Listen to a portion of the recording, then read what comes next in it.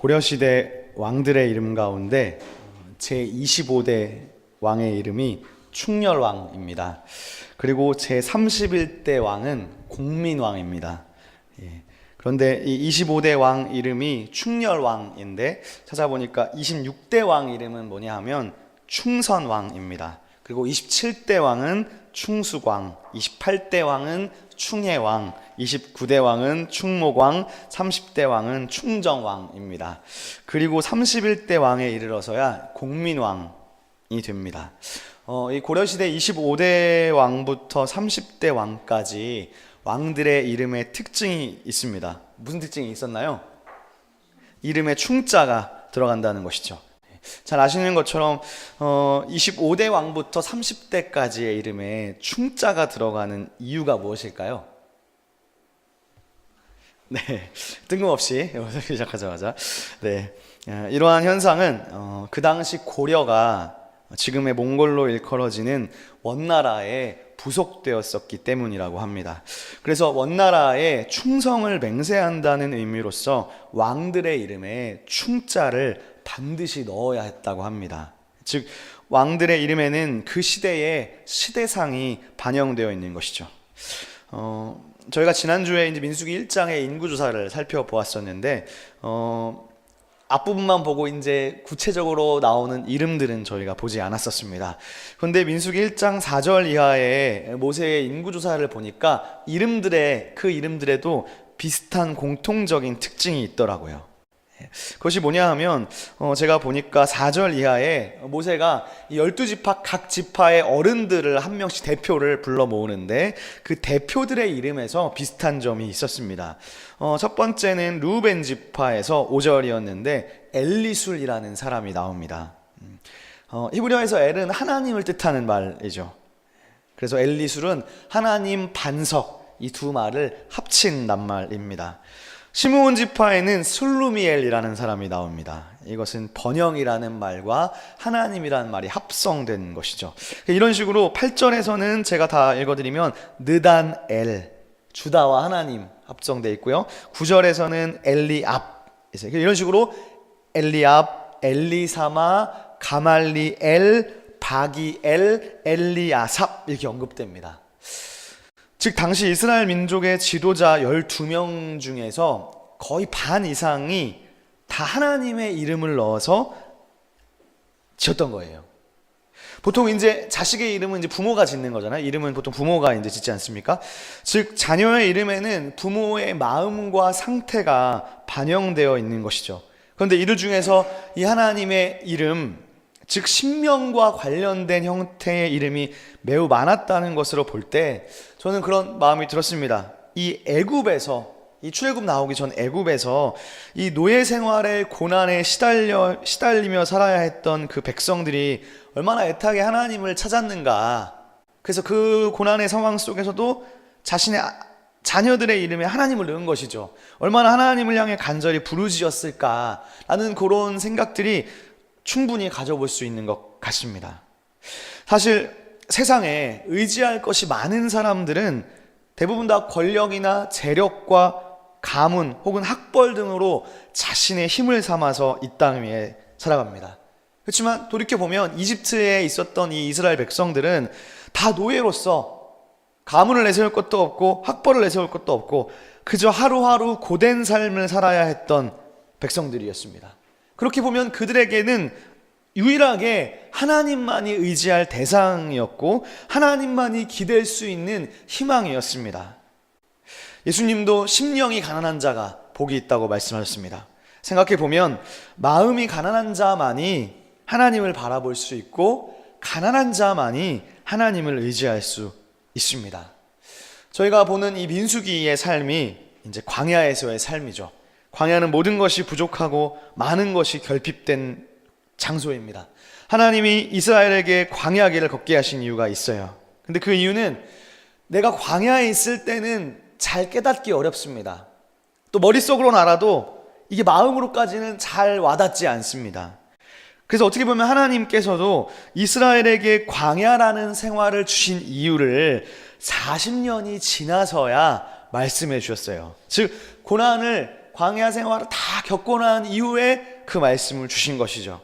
저희가 지난주에 읽었던 목장 모임 때 읽었던 구절이었는데 신명기에 이렇게 기록되어 있습니다. 내 하나님 여호와께서 이 40년 동안 내게 광야 길을 걷게 하신 것을 기억하라.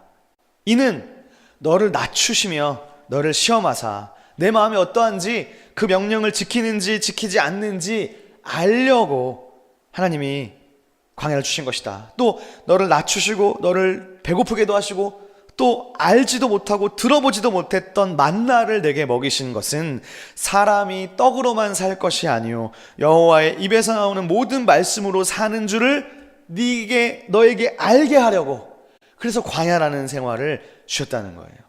즉 광야라는 것은 이런 것 같아요. 요게 없으면 안 된다고 내가 움켜쥐는 그것이 결핍되는 장소입니다. 다 우리가 그런 것들이 다 있죠. 여러분 모두가 다 있을 거예요. 각자가 내 인생에서 이거는 절대 없으면 안 돼 라고 절대 양보 못하고 움켜쥐는 것이 아마 다 있을 것 같습니다. 누군가에게는 절대 없으면 안 되는 것, 그것이 누군가에게는 학벌일 수도 있고, 누군가에게는 하나님 이거는 꼭 있어야 됩니다, 더 나은 직장일 수도 있어요. 누군가에게는 그것이 사람일 수 있어요. 내가 의지하는 사람. 또 누군가에게는 그것이 명예일 수도 있는 것이죠. 여러분들에게는 없어서는 안 될 것이 무엇인가요? 지금 이 순간에 이것은 내가 반드시 있어야 된다. 이거를 뒤집어 생각해 보면요. 그러니까 이건 없으면 안 돼라고 생각하는 것을 뒤집어 생각해 보면 그것은 곧 지금 이 순간에 내가 가장 원하고 바라는 것일 수 있어요. 우리가 현재 시점에서 목표로 삼고 있는 것, 그것입니다. 사람은 누구나 무엇인가를 향해서 달려가죠. 갖고 싶은 것, 다 성취하고 싶은 것이 있지 않습니까? 그런데 그것이 아니면 내 인생은 의미가 없다. 이게 아니면 내 삶에 의미가 없을 것 같다. 이게 없으면 나는 살 수 없을 것 같다. 그것이 무엇인가요? 여러분에게. 근데 광야는 그거를 훈련하는 장소라는 거예요. 내가 반드시 있어야 된다고 생각하는 것, 없으면 안 된다고 생각하는 것, 그것이 결핍된 장소가 광야입니다. 그리고 하나님은 의도적으로 그것을 결핍시키시는 거예요. 왜 그럴까요? 왜 그러냐? 나는 그곳으로 살 수 있을 거라고 생각하지만, 즉 떡으로만 살 수 있을 거라 생각하지만, 내가 움켜쥐는 그것이 없으면 난 안 될 것이라 생각하지만, 그것이 아니라 하나님의 입에서 나오는 말씀으로 사는 것이다. 즉 하나님으로 인해서 살아갈 수 있다. 그것을 알게 하시는 것이 우리를 광야로 인도하신 하나님의 뜻이라는 거예요. 그런 의미에서 광야는 훈련인 것이죠. 지나간 과거의 삶을 털어내는 훈련이기도 하지만, 동시에 이 거짓으로 가득 찬 세상, 거짓이 지배하는 세상에서 우리는 거짓된 것을 움켜쥐고 그 거짓된 것이 없으면 안 될 거라고 생각하지만, 이 세상에서 어떻게 그것이 아니라 하나님 나라 시민권을 가진 자로서 정체성을 잃지 않고 살아갈 수 있게 하는가, 그런 훈련이 바로 민수기의 광야에서의 훈련인 것 같습니다. 그렇다면 여러분, 우리가 보고 있는 이제 이 민수기 1장부터 10장이 이제 제가 보고 있는데, 이게 어떤 의미에서 중요하고 또 이것이 오늘날 우리에게 주신 하나님의 메시지가 무엇일까, 그것을 여러분들과 함께 살펴보며 생각해 보고자 합니다. 제가 이번 주 한 주 동안에 이제 민수기 1장부터 10장을 이제 이번 주만이 아니고 지난주부터 이제 계속해서 이제 여러 번 읽었는데, 제가 이제 민수기 1장부터 10장이 준비하기가 어려웠어요. 왜냐하면 여기서 무슨 메시지를 끌어낼 수 있을까, 상당히 이제 고민이 많이 되더라고요. 그래서 월요일에는 1장 했다가, 화요일에는 3장 했다가, 수요일에는 5장 했다가 계속 1, 10장을 계속해서 반복하면서 제가 보았습니다. 근데 이제 어떤 것이 중요한가, 제가 한번 정리를 해봤는데요. 지금까지의 이야기를 다시 한번 돌이켜보는 게 중요한 것 같습니다. 먼저 출애굽기부터 한번 보시면 지금까지의 여정이 이래요. 지금까지의 여정이 출애굽기부터 이어지고 있는데, 출애굽기 1장부터 18장까지는 하나님이 모세를 통해서 이집트에서 구원하신 이야기가 들어 있었습니다. 그리고 거기까지 18장의 내용이었고요. 19장으로 넘어와서는 시내산에서 하나님이 언약을 맺으세요. 그게 20장에서 24장까지의 내용입니다. 그러니까 시내산 언약을 통해서 이스라엘과 그 백성, 하나님과 그 백성들은 이제 언약 관계로 맺어진 하나님 나라, 제사장 나라의 백성들이 되었습니다. 그래서 이제 이 제사장 나라 백성이 된 이스라엘은 자신들이 과거에 있었던 이집트에서의 노예 생활을 다 벗어버리고 하나님 백성답게 살기 위해서 하나님 백성이 뭔지 그거를 배우는 시간이에요. 그것이 바로 율법이라는 것이죠. 그러니까 율법은 우리가 어떻게 하나님 나라 백성으로 살 수 있도록 가르쳐주는 하나님의 교훈인 것입니다. 그런데 제가 보니까 이 교훈이 크게 두 가지로 나눌 수 있는 것 같아요. 첫 번째는 종교적인 거예요. 종교적 가르침, 신앙생활이죠. 어떻게 신앙생활 할 것인가. 두 번째는 사회생활이에요. 사회적 가르침. 이렇게 두 가지로 나눌 수 있는 것 같아요, 율법은. 그런데 제사장 나라 백성이 됐잖아요. 출애굽기 24장입니다. 그러니까 25장부터는 무슨 이야기가 나와야 되냐면 본격적으로 제사장 나라 백성으로서의 율법이 이제 나오는 거예요. 그런데 우리가 계속 많이 반복을 했지만 하나님이 가장 먼저 가르쳐주는 게 뭐였습니까? 25장부터가 무슨 얘기가 나왔습니까? 성막 만드는 이야기가 나와요. 이게 자꾸 오늘따라 이상한데? 네, 성막 만드는 이야기가 나와요. 근데 이 이야기가요, 25장부터 출애굽기 끝날 때까지 80% 이상을 90%까지 차지해요. 성막 만들다 끝나요, 쉽게 말하면. 그리고 그러면 그 다음 나오는 이야기가 뭔가요? 이제 레위기이지 않습니까? 이거 정리해보면 레위기 1장부터 10장까지는 무슨 얘기냐 하면 제사와 예배입니다. 네, 거기서 만지지 마세요. 제가 하나씩. 네, 제사와 예배입니다. 제사와 예배는 뭐랑 관련이 있습니까? 역시 성막과 관련이 있어요. 제가 지금 어떻게 정리하는지 잘 생각해 보세요. 그러니까 이런 것 같아요. 사회생활이라기보다는 종교생활과 신앙생활과 관련이 있어요. 그리고 나서야 11장부터 사회생활에서 어떻게 거룩한 삶을 살아가야 할지가 나오는데, 네, 그런 규정이 나오는데 그것이 이제 뒷부분이 레위기라는 것이죠.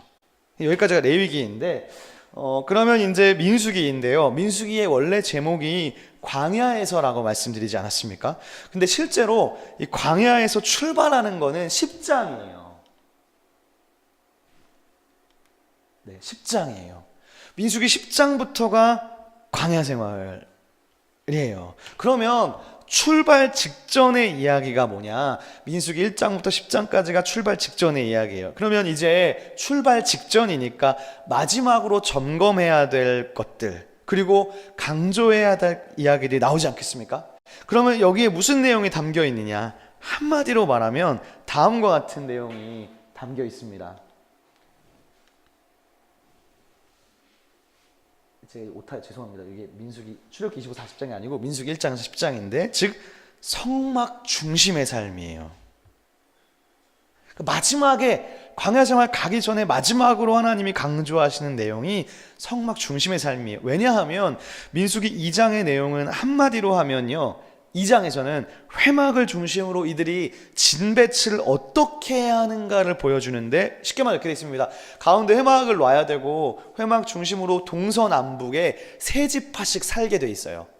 하나님 위치까지 정해주신 거예요. 그리고 그 세 지파들은 우리가 오늘 읽었지만 다 회막을 향하는 형태로 집을 짓게 되어 있어요. 진을 치게 되어 있어요. 그리고 4장에서는 무슨 얘기가 나오냐면요, 한 번에 가보면 회막에서 어떤 일을 해야 되는가, 이 회막에서 봉사할 사람들은 어떻게 일을 해야 되는지 그 직무가 나오고 있어요. 그리고 8장에서는 이 회막에서 평생을 바쳐서 헌신할 사람을 구별해요. 그게 레위인의 내용이에요. 그래서 레위인들을 구별한 다음에 그 레위인들에게 안수하고 이제 이 사람들은 사회생활을 못하게 하고 오직 성막에서만 헌신할 수 있도록 온 삶을 드리는 구별하는 이야기가 나옵니다. 그러면 오늘 읽은 레위기 7장은 뭐냐 하면 8장에서는 사람을 구별했잖아요. 7장은 그 만들어진 회막을 구별하는 거예요. 그래서 회막에 기름을 바릅니다. 이거를 성막 도유식이라고 하는데, 성막에 기름을 발라서 이 공간이 그냥 일상적 공간이 아니라 하나님을 예배하고 제사하는 거룩한 공간으로 구분하는 거예요. 그러므로 성경의 흐름을 쫙 보면 하나님 백성의 삶으로서 어떻게 살아야 할지, 그러니까 우리는 쉽게 말하면 세상에서 교회 다니는 사람으로 살아가야 되는 팁, 요령, 기독교인이 세상 속에서 어떻게 살아야 될지, 뭐 기독교인이니까 뭐 직장생활 어떻게 되는지, 어떤 그런 실질적 인간관계, 그런 것들, 혹은 광야에서 어려움이 있을 때 너희는 이렇게 대처하고 이런 일이 생기면 저렇게 대처하고, 그런 실질적인 이야기를 우리가 기대했다면 이제 본격적으로 세상 속으로 광야로 들어가는 백성들에게 하나님이 강조하신 것은 그런 것이 아니라 회막 중심, 성막 중심의 삶, 즉 신앙생활을 얘기하고 있다는 거예요. 즉 성경은 성막과 예배, 이 두 가지가 그들의 인생을 판가름 짓는 것이라고 우리에게 교훈하고 있습니다. 이것이 좀 의외인 것 같습니다. 그러니까 민수기는 우리에게 회막과 성막 중심의 삶이 얼마나 중요한지를 가르쳐줘요.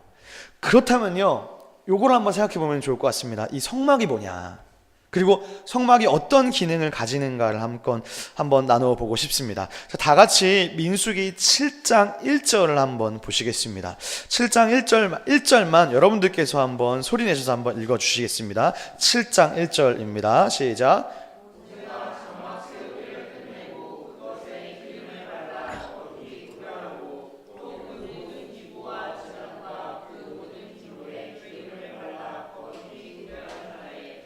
자, 지금 한글 성경에는 이 성막을, 여러분이 읽으신 그 성경에는 성막을 뭐라고 했습니까?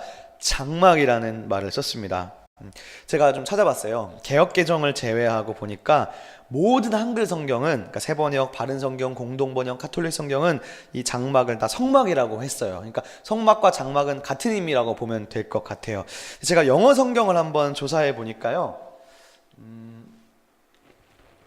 영어 성경에서는 NIV, NKJ, TNK, ESV, NASB는 다 태버너클이라는 단어를 썼는데, 이 태버너클이 또 뭔가 영어 화전을 또 찾아보니까 성경의 성막을 가리키는 고정된 단어더라고요. 근데 오직 한 버전이 다른 단어를 선택했는데, 이 NJB라는 영어 성경은 이 성막을, 다른 건 다 태버너클이라고 썼는데 뭐라고 했냐면 The Dwelling 이라고 번역을 했습니다. 영어에서 dwell이 거주하다, 살다라는 뜻이죠. 근데 원문에서 보니까 민수기 7장 1절에 성막을 미시칸이라고 썼는데, 이 미시칸이라는 말이 샤칸이라는 동사에서 왔는데, 이 샤칸이 거주하다 라는 뜻입니다. 그러니까 성막은 여호와 하나님의 거주지, 야훼의 거처, 그런 뜻이 있는 거예요. 그러니까 성막의 첫 번째 의미는 뭐냐 하면 하나님의 거주지, 하나님이 거하시는 어떤 장소로서의 개념이 있다고 볼 수 있을 것 같아요. 그러면 이제 민수기 7장 89절, 이제 7장의 마지막 구절입니다. 한번 마지막 구절을 보실까요? 요거는 제가 한번 읽어보겠습니다. 모세가 회막에 들어가서 여호와께 말하려 할 때에 증거궤 위, 속죄소 위에 두 그룹 사이에서 자기에게 말씀하시는 목소리를 들었으니 여호와께서 그에게 말씀하심이었더라. 여기서는 성막을 뭐라고 했습니까? 한글 성경에 회막이라고 되어 있습니다. 근데 이 회막은 영어 성경에서는 하나도 예외 없이 다, 제가 주보에도 써놨는데 텐트 오브 미팅으로 다 되어 있습니다. 빠짐없이. 킹제임스만 태버너클 오브 미팅이라고 되어 있는데 거의 같은 말이죠. 즉 회막의 뜻은 뭔가요? 요 영어로 따지면 만남의 텐트예요. 누굴 만나나요? 하나님을 만나는 것이죠. 그러니까 미시카는 하나님의 성소예요. 하나님의 거주지예요. 그러니까 이스라엘은 진 배치를 할 때요, 단순히 마음만이 아니라 이미 몸과 집의 위치부터 딱 향해 있어야 돼요. 성소를 중심에 둬야 돼요. 왜 그렇습니까? 하나님이 그곳에 계시기 때문이에요. 그러니까 우리가 잘 아는 것처럼 다니엘도 바벨론에 가서도 굳이 창문을 열고 그 예루살렘 방향 쪽으로 기도를 했던 내용이 나오지 않습니까? 하나님이 그곳에 계시기 때문이죠. 그리고 매일 아침, 저녁, 그리고 안식일 여러 절기에 어디를 갑니까? 회막으로 가는 거예요. 회막에 가서 하나님을 뵙는 거예요. 이것이 그 이스라엘 백성들이 해야 할 중요한 정체성이었죠. 그런데 이 회막으로 번역된 히브리 말이 뭐냐 하면 제가 역시 써놨는데 오헬 모에드입니다. 제가 이 말은 조금 더 한 번 더 살펴보았으면 좋겠습니다. 이 오헬 모에드라는 말을 조금 더 살펴보았으면 좋겠는데 제가 이 말을 조금 깊이 공부할 수 있는 기회가 있었어요. 제 논문에 이걸 거쳐갔어야 됐거든요. 제가 이 시편 74편을 가지고 논문을 썼었는데 74편이 무슨 시편이냐 하면 시편 중에서 가장 다크한 시입니다. 가장 어두운 시예요. 바벨론에 의해서 예루살렘이 처참히 파괴되는 시편 중에서도 가장 스케일도 크면서 가장 어두운 내용이 74편이에요. 근데 이 74편을 읽어보면 하나님이 계신 장소가 원수들에 의해서 무참하게 짓밟히는 내용이 들어있어요. 근데 마치 시인이 그거를 앞에서 본 것 같아요. 막 짓밟히는 내용이 되게 생생하게 묘사되어 있어요. 막 적군들이 도끼를 가지고 신상을 찍어내고 그런 처참한 장면이 들어있어요. 그런데 여기서 성소가 언급되는데 이걸 제가 결정하고 넘어갔어야 됐어요. 논문을 쓸 때. 왜냐하면 거기에서 성소가 복수로 나옵니다. 하나만 있는 게 아니고 여러 가지가 있다고 복수로 나와요. 제가 이것 때문에 몇 주간을 이제 고민했었습니다.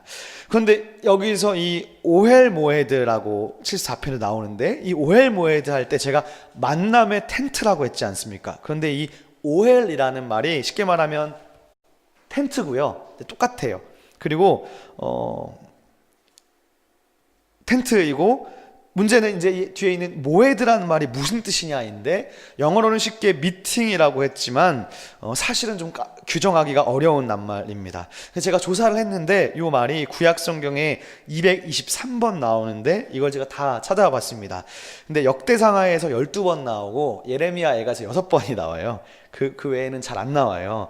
그러면 어디서 다 나머지가 나오느냐? 출애굽기 25장부터 민수기 31장까지 거의 150번 정도가 나옵니다. 정확히 149번이 나오는데 그런데 이 모에드라는 말이 텐트를 가리키는 오헬과 함께 언급될 때 뜻이 회막이 되는 거예요.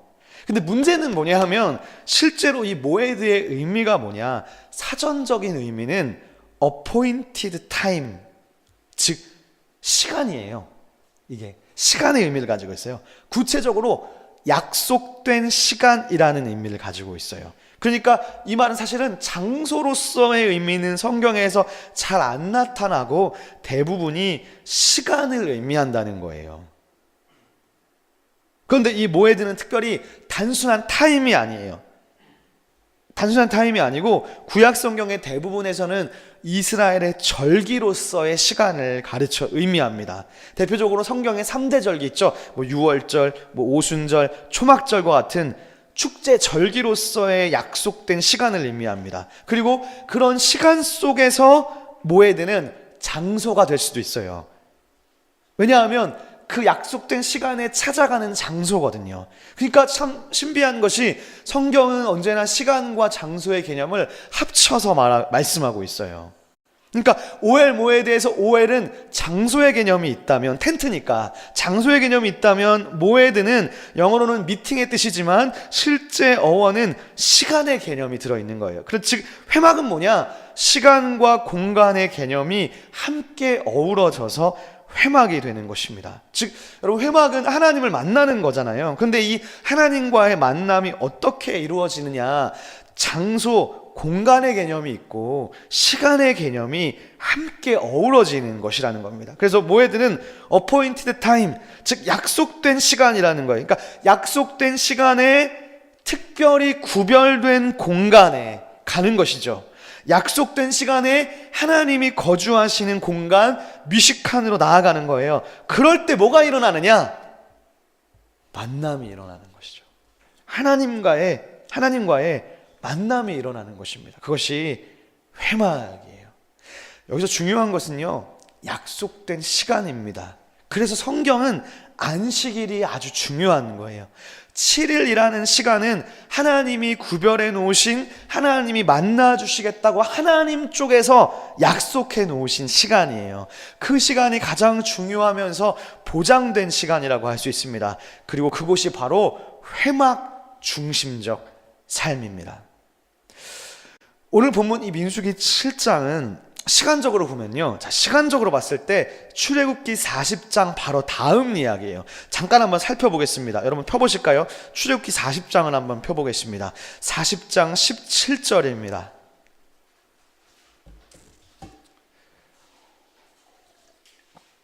자, 민수기를 손으로 찝어두신 상태에서 가셔야 되는데, 자, 출애굽기 40장 17절에 보면 이게 시간 스토리로 보면 이렇게 돼 있어요. 둘째 해 첫째 달 곧 그 달 초하루에 성막을 세우니라. 성막을 세운 날이 출애굽한 지 2년 1월 1일입니다. 출애굽한 지 2년 1월 1일에 성막을 세운 거예요. 자, 그러면 다시 민수기 7장 1절로 와보세요. 거기는 어떻게 시작하고 있습니까? 7장 1절에 보면 이렇게 시작해요. 장막 세우기를 끝낸 다음이라고 돼 있어요. 장막 세우기를 끝내고 그것에 기름을 발라 거룩히 구별하고. 그러니까 출애굽기 40장하고 바로 이어진다고 볼 수 있어요. 장막을 세운 다음에 기름을 발랐죠. 그리고 그걸 구별했어요. 거룩한 장소라고 구별했어요. 그러니까 이거는 성막 봉헌식을 한 거예요. 즉 정식, 뭐 지금식으로 말하면 진짜 정식 교회가 된 거예요. 그래서 그 다음에 뭘 하느냐? 그 다음에 이제 뭘 하냐면요, 우리가 읽지는 않았는데요, 각 지파의 대표들이 나와요. 대표들이 나와서 이 교회를 위해서 헌물을 드려요. 그게 7장 전체의 내용이에요. 성막 봉헌을 하는 거죠. 12절 보시겠어요? 첫째 날에 헌물 드린 자는 누구 18절입니다. 둘째 날에는 이사갈 지파가 나와서 헌물을 드리고, 이런 식으로 총 12일 동안, 12일 동안에 12지파니까 하루에 한 지파씩. 마지막 78절로 가보시면 12째 날에는 납달리 자손의 지휘관 에난의 아들 아히라가 헌물을 드렸다. 즉 뭡니까? 앞으로 우리가 이곳에서 자기들이 섬길 곳이에요. 자기들이 예배하고 하나님이 계시는 중심이 될 곳이기 때문에 하나님께 성막을 위해서 헌물을 드리는 것이죠. 마음만 드리는 게 아니에요. 실적으로 헌물을 드리는 거예요. 이것이 7장의 내용입니다. 그런데 7장의 마지막 절인 89절을 보세요. 자, 좀 전에 제가 읽었는데 이번에는 89절을 여러분들께서 한번 읽어주시겠습니다. 여러분 읽어주세요. 시작.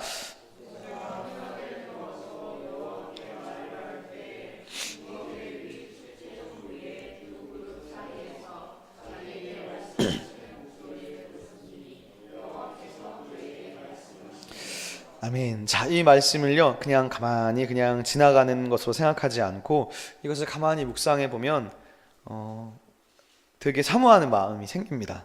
왜냐하면 모세가 회막에 들어가서 여호와께 말할 때 거기서 하나님의 말씀을 들었다는 거예요. 하나님이 그에게 말씀하셨다는 거예요. 즉 회막은 하나님께서 거하시는 곳이지만 동시에 하나님이 말씀해 주시는 장소인 거예요. 근데 여기서 이 말하려 할 때라는 이 문장에 사용된 본 뜻이 그냥 단순히 말하는 것이 아니라 대화하다라는 뜻을 가집니다. 그리고 후반절에서는 또 다른, 사실 원문에 다른 단어로 쓰이는데 후반절에서 자기에게 말씀하셨다고 했잖아요. 말씀하신 목소리를 들었다고 할 때 이 말이 문법의 형태가 다른데 강조의 재귀 형태로 되어 있고 또 분사로 되어 있어요. 분사로 되어 있다는 말은 현재 분사처럼 이게 한 번에 끝나는 게 아니고 지속된다는 것이죠. 그러니까 재귀 형태, 스스로 말하지만 동시에 모세와 계속해서 대화를 주고받는 장면인 것입니다. 그런데 이런 형태로 쓰인 본문이 두 군데가 더 있는데 아주 의미가 있어요. 에스겔 2장인데 화면에 보시면 제가 읽어드릴게요. 그가 내게 말씀하실 때에 그 영이 내게 임하사 나를 일으켜 내 발로 세우시기로 내가 그 말씀하시는 자의 소리를 들었다. 이게 하나님의 성전에서 듣는 얘기거든요. 그 다음에 한 구절이 더 있는데 에스겔 역시 43장 6절인데 이렇게 되어 있어요. 성전에서 내게 하는 말을 내가 듣고 있을 때에 어떤 사람이 내 곁에 서 있더라. 즉 하나님과 대화하는 장면인데 이 다른 본문인 에스겔에서는요, 특별히 지성소에서, 모세도 마찬가지였지만 지성소에서 예언자에게 말씀하시는 하나님의 음성과 연결되어서 나타납니다. 즉 지성소야말로 하나님이 말씀해 주시는 곳이라는 거예요. 근데 민수기에서 이제 광야 생활을 출발하기 직전에 마지막으로 강조되는 게 지금 이 회막이잖아요. 근데 이 회막에서 백성들은 기름을 발랐어요. 그리고 이 성도들이 나와서 회막에 봉헌했어요. 근데 이 회막이 하나님의 말씀이 들려오는 장소인데, 7장은 성막 도유식인데, 제단 봉헌을 하는 성막 도유식, 이 구별하는 이 예식을 통해서 이 회막이 하나님의 거룩한 곳으로 구별되고, 또 제사를 통해서 죄를 용서받은 공동체는 이제 하나님과 공식적으로 대화할 수 있는 길이 완성된 거예요. 이게 중요한 거예요. 그러니까 구별을 통해서 이 회막이 그냥 일반적인 천으로 만든 거예요. 막 좋은 것으로 된 것도 아니고 정말 별것이 아닌 그냥 동물의 가죽들로 만든 거예요. 하지만 여기다 기름을 바르고 우리가 구별함으로 인해서, 동시에 하나님이 구별함으로 인해서 이 공간은 하나님이 말씀하시는 장소로 바뀌게 되는 거예요. 그래서 이제부터 이스라엘 백성들은 이 제단에 나와서 특별히 제사장을 통해서 선포되는 말씀을 듣고 하나님의 뜻을 여쭈어 보는 일도 할 수 있는 거예요. 그걸 중재하는 자가 제사장인 것입니다. 그다음 여러분, 우리의 삶 가운데 이런 회막과 같은 제단과 같은 장소가 무엇이겠습니까? 하나님께 기도하고 하나님의 말씀을 귀 기울이는 공간적인 장소가 무엇이겠습니까? 당연히 교회가 되는 거예요.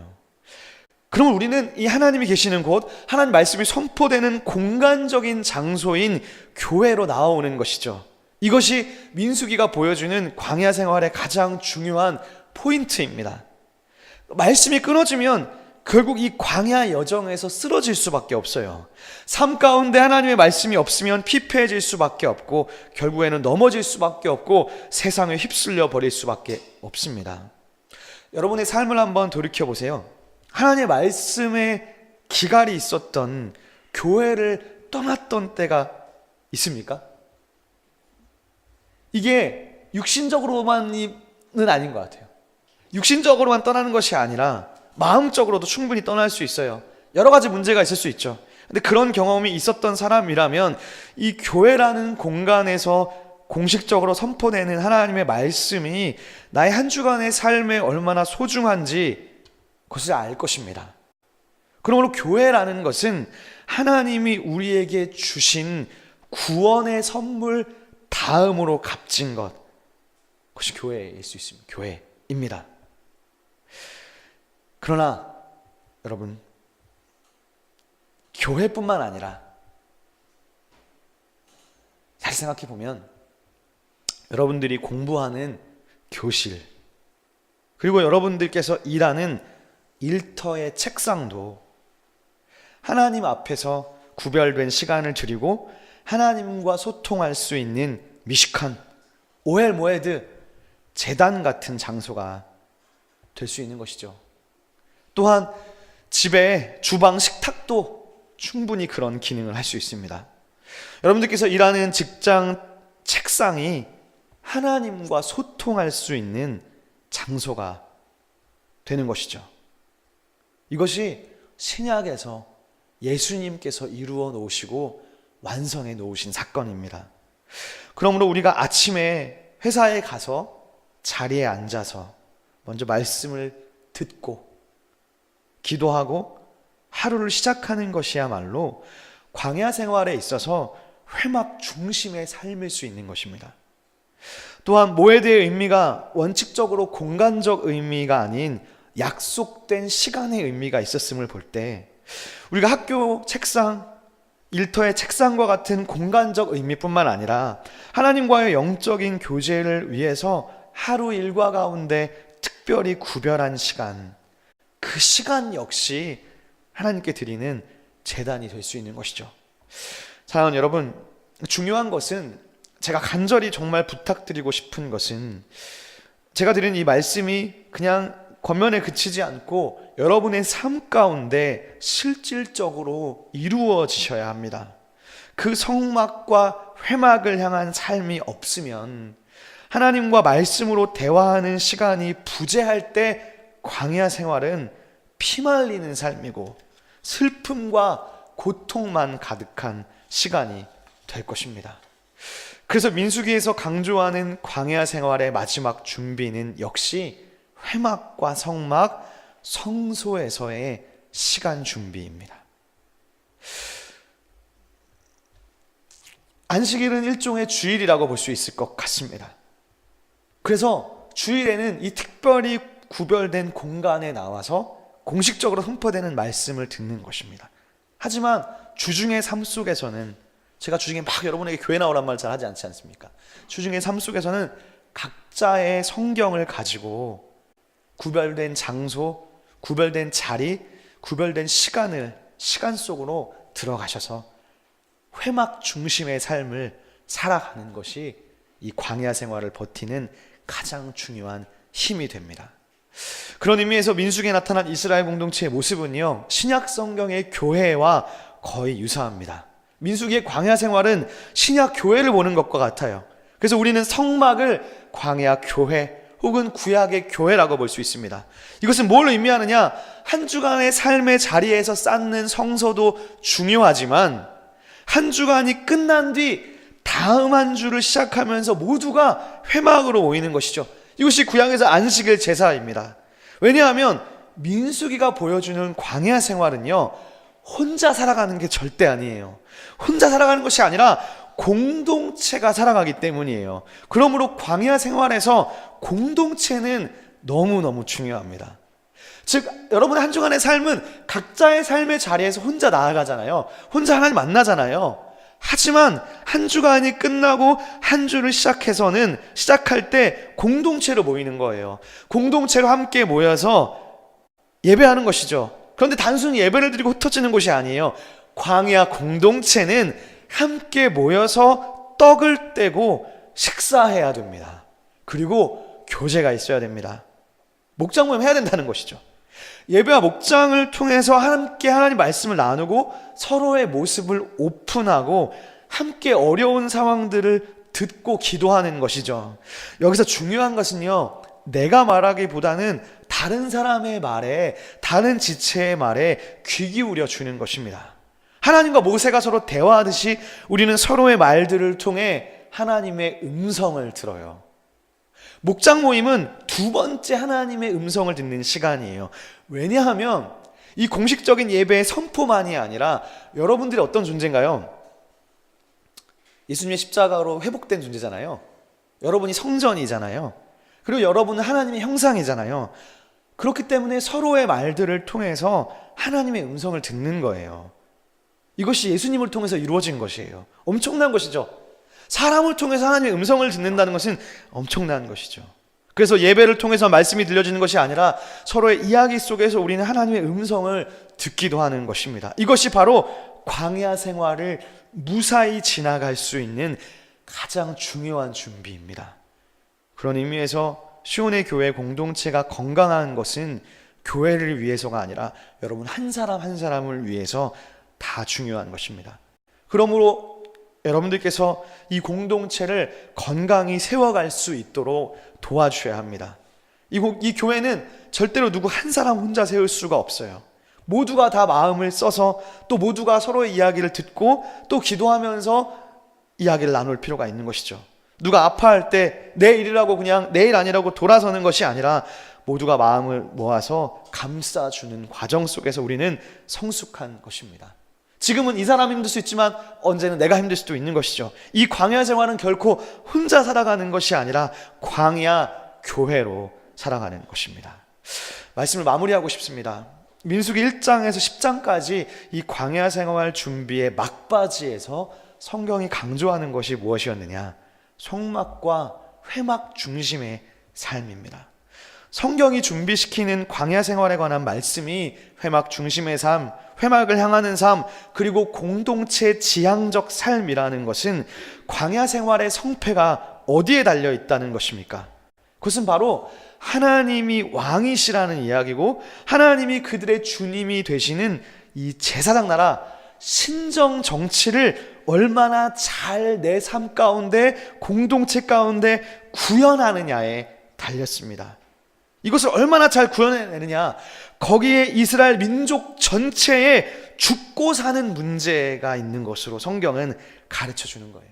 그래서 시내산 언약도 그렇고 시내산에서 이루어지는 준비는 철두철미하게 하나님의 다스림을 강조하는 거예요. 결국 이스라엘에게 하나님이 요구하시는 것은 저는 그런 것 같아요. 다른 게 아니라 그 하나님의 이끄심을 따라가는 삶인 것 같아요. 그런 의미에서 제사장 나라 공동체가 요구하는 것은 뛰어난 리더십이 아니라 충성된 팔로우십입니다. 하나님 우리에게 리더십을 요구한다기보다는 팔로우십을 요구하는 것 같아요. 그것이 참 감사한 것 같아요. 왜냐하면 앞에서 리더하는 거는 어려우니까. 참 어렵지 않습니까? 어떤 걸 이끈다는 것은 어렵지 않습니까? 차라리 내가 무언가를 이끌고 또 지도한다기보다는 우리의 대장을 주님으로 놓고 우리는 그분이 가르쳐 주시는 대로 성실하고 충성되게 따라가기만 하면 된다는 그 사실이 참 은혜인 것 같습니다. 그런 의미에서 광야에서의 삶은 내 뜻과 내 생각대로 내 리더십으로 걸어가는 것이 아니라 겸손하게 예수님을 팔로우하고 따라가는 것이죠. 그리고 하나님도 우리에게 요구하는 것이 리더십이 아니라 팔로우십인 것입니다. 예수님이 이렇게 말씀하셨어요. 누구든지 나를 따라오려거든 따라오라 그랬어요. 나를 따라오려거든 자기 십자가를 지고 나를 팔로우할 것이다. 예수님은 우리에게 팔로우를 요구하시는 거예요. 내 삶에서 내가 멋진 리더십을 가지고 주체적으로 이끌고 가는 것이 아니라 그저 회막을 중심에 놓고 성막에서 말씀하시는 그 음성을 듣고 예수 그리스도를 따라가는 것입니다. 사랑하는 여러분, 우리가 뭔가를 대단한 것을 하기보다는 뭔가 막 멋진 것을 하기보다는 그저 우리가 여러분 한 사람 한 사람이 삶의 작은 순간과 작은 자리에서 예수님을 하나님을 따라가는 순간, 하나님을 바라보는 순간들이 있는 그런 시온의 교회가 되셨으면 좋겠습니다. 그럴 때 여러분의 삶 속에서 작은 변화가 분명히 일어날 것입니다. 기도하겠습니다.